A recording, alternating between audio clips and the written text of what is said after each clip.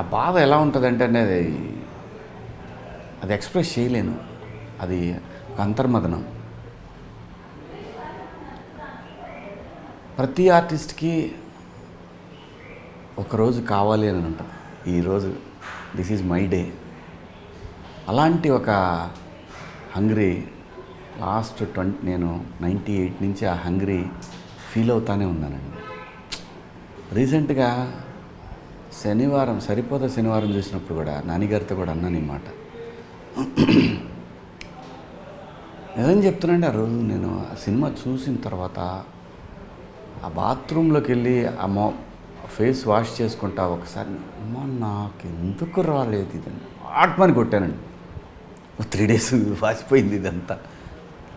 అంటే ఆ కసి, ఆ నిరీక్షణ, ఆకలి ఇవన్నీ కలిపి మంగపతి స్క్రిప్ట్ ఎప్పుడైతే విన్నాను కోర్టు